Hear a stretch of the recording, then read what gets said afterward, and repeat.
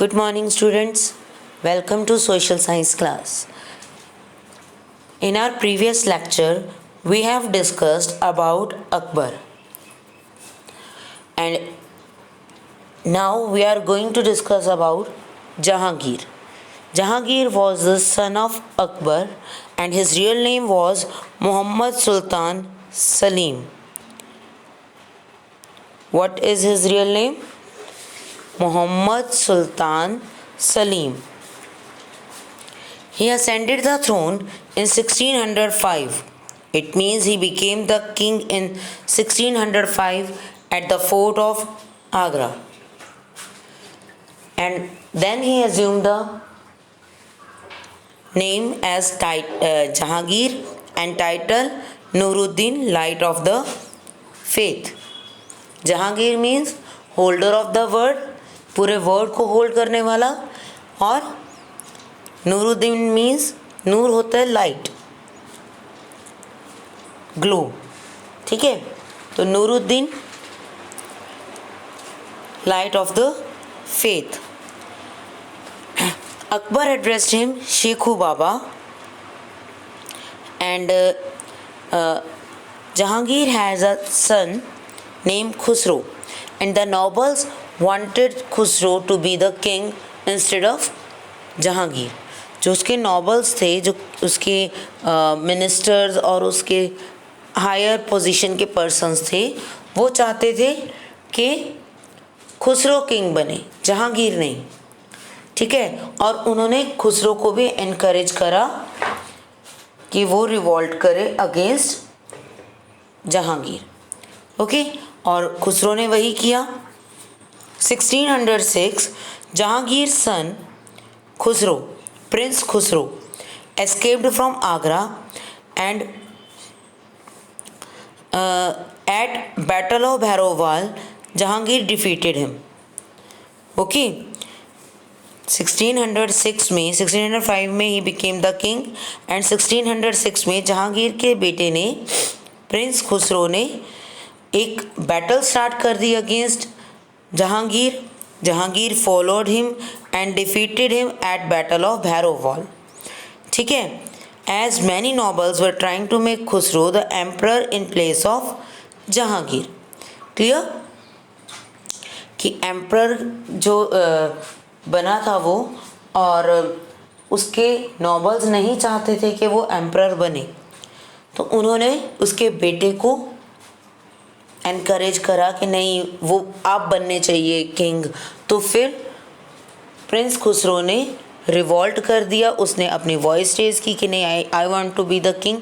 Then Jahangir followed him and defeated him at the battle of Bhairowal. Okay, Jahangir consolidated his territories and developed the administrative system that was introduced by his father. The code of culture of Mughals flourished under his rule. He had a keen interest in gardens. Mughals painting reached its zenith during his time. He married Noor Jahan, light of world. Jahangir ने अपनी territory को control किया and make it united properly, so that nobody can revolt against him, nobody can raise voice against him. Okay, and he just introduced the administrative system as his father does. जैसा उसके father ने administrative system start किया था, मनसबदारी and other things. Okay, तो same वही system लेकर जहांगीर चला. जहांगीर ने उसी सिस्टम से वर्क किया, उसने अपने फादर के ही एडमिनिस्ट्रेटिव सिस्टम को फॉलो किया. He had a keen interest in gardens. He like gardens. आप दिल्ली में भी देखेंगे, कश्मीर में देखेंगे, there are so many Mughal gardens in our country. So these gardens are constructed और मेड बाय मुगल्स. जो मुगल किंग्स थे, उन्होंने ये बड़े बड़े गार्डन्स बनवाए थे अपने रहने के लिए, अपने घूमने के लिए. उन्हें बहुत पसंद थे. दे लाइक्ड मुगल, मतलब दे लाइक द गार्डन्स. ठीक है। इवन हमारे राष्ट्रपति भवन में जो हमारा प्रेसिडेंट हाउस है वहाँ पर भी बहुत बड़ा एक गार्डन है, and it is also on the form of Mughal gardens. ठीक है, वो मुग़ल गार्डन्स के ही अकॉर्डिंगली बना हुआ है। So Jahangir also had the interest in paintings, and at that time the painting and the gardening जो था एट इट्स टॉप लेवल।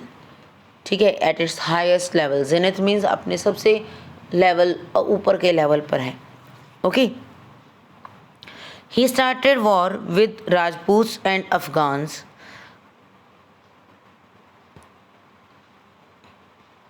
जो उनकी मुगल्स को अपोज कर रहे थे, वेदर इट इज़ राजपूत्स और Afghans, he just crushed that voice. उसने उस पावर को, उस स्ट्रेंथ को क्रश कर दिया जो भी मुगल्स के अगेंस्ट थे। ओके, क्लियर कि जहांगीर ने अपने अगेंस्ट खड़े होने वाले हर पर्सन को कंट्रोल में कर लिया, क्रश कर दिया, डिफीट कर दिया, whether it is Rajput kings और the Afghan governors.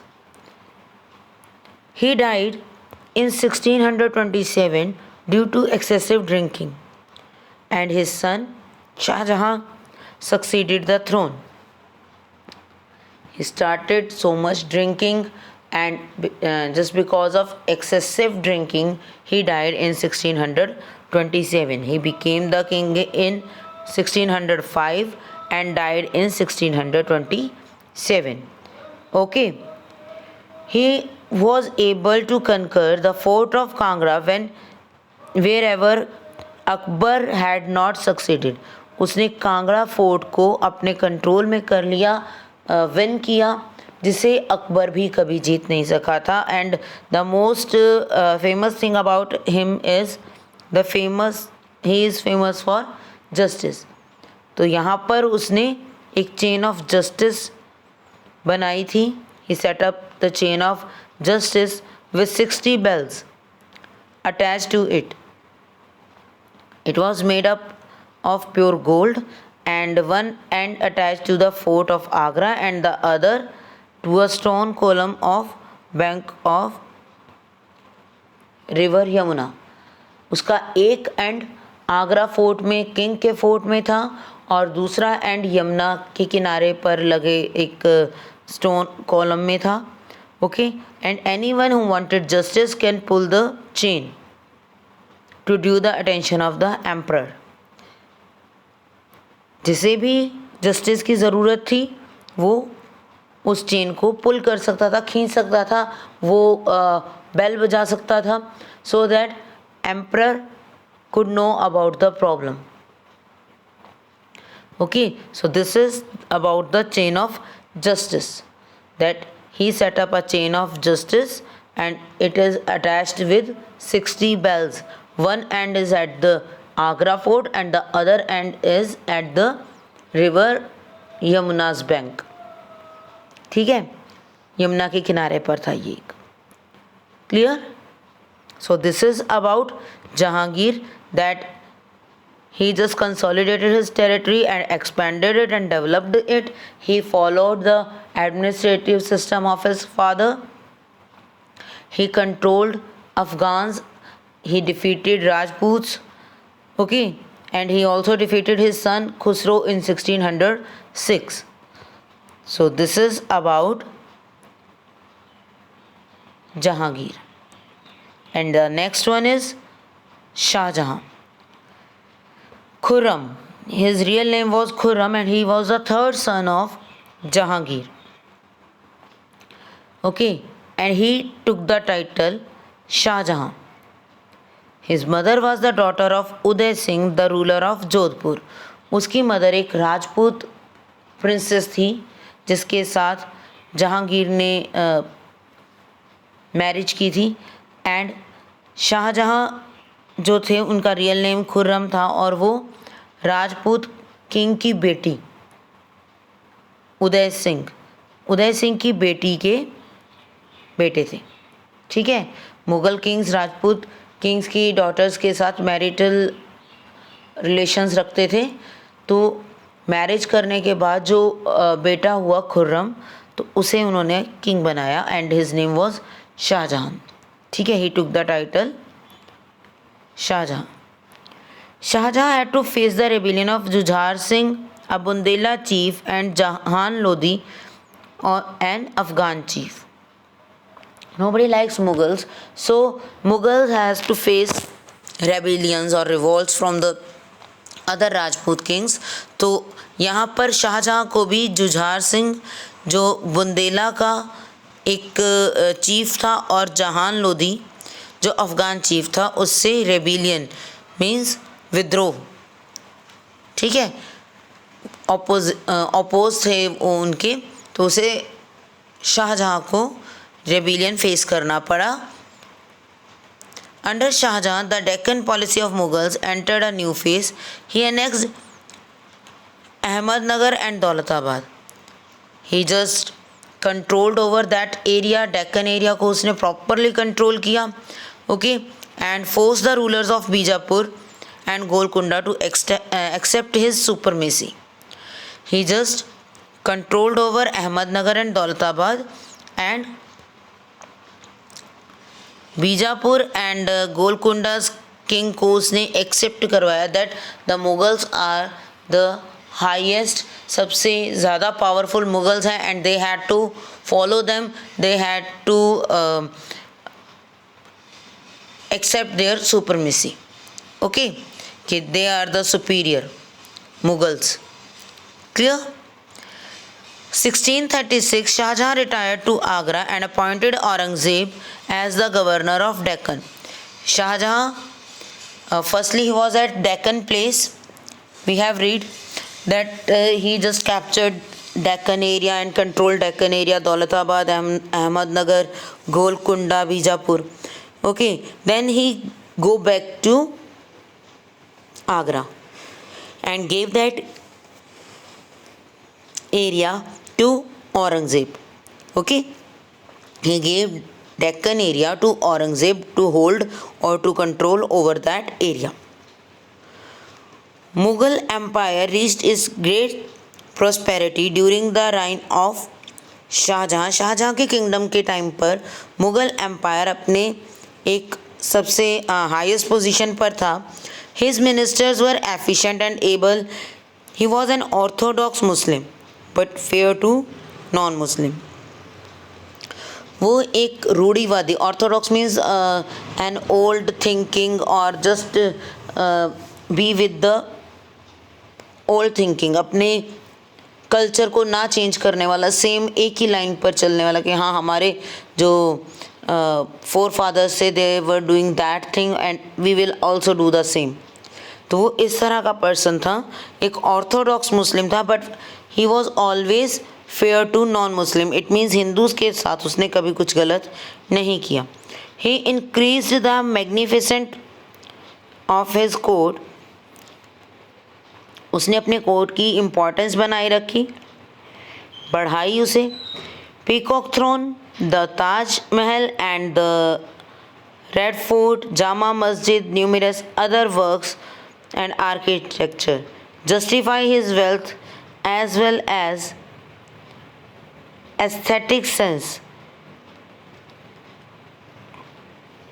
He just built Jama Masjid, Red Fort, Taj Mahal, Peacock Throne, okay, and it shows that he had an architectural thinking. उसके skill को दिखाया कि वो कितना वो लाइक करता था आर्ट एंड आर्किटेक्चर को, एंड उसकी एक डिफरेंट सेंस, एक आर्ट के लिए लव उसे शो किया। Okay, he is known as engineer king because he build all these things, उसने ये सब चीज़ें बनवाई, that is why he is known as engineer king. He was an excellent calligraphist. He gave patronage to scholars, artisans and craftsmen. Poetry, music, painting, dance, astronomy, mathematics and medicine flourished under his intelligent emperor. he just secure all the painters and artisans and calligraphists because he loved these things. He gave them grants to be secure and to not to leave their work. ठीक है, patronage क्या होता है? वो हमेशा किसी चीज़ को secure करना, सेव करना, ताकि वो फर्दर फ्यूचर में भी वर्क करें. तो आर्टिजन्स को, पेंटर्स को और कैलीग्राफिस्ट को उसने पैट्रोनेज किया because he liked all these things. तो उसने उन लोगों को सिक्योर किया, उन्हें ज़्यादा मनी प्रोवाइड की so that they would never leave their profession. Okay. In 1657, he fell ill and immediately his son started making preparation for capturing the throne. We all know that there was a great succession war between the Mughal successors. जितने भी Mughal emperors के बेटे थे वो war start कर देते थे when they thought who will be the king, next king. ठीक है, अब नेक्स्ट किंग कौन बनेगा, इसके लिए किंग के बेटे ही आपस में वॉर स्टार्ट कर देते थे, एक दूसरे को मारना या इम्प्रिजनमेंट में भेज देना, ये सब चीज़ें होती थी. तो आफ्टर दैट, उसके बीमार होने के बाद, when he fell ill, his son started making preparation to capture the throne, king बनने के लिए. And Aurangzeb succeeded in that. He took over the throne and imprisoned his father, who died in captivity in 1666. Shahjahan 1666 में die हुए. Okay. 1628 में वो king बने थे. 1657 में he became ill, he fall ill, and 1658 Aurangzeb became the king and sent his father to imprisonment. Okay, and here he died in 1666 CE. So this is about Shah Jahan and Jahangir.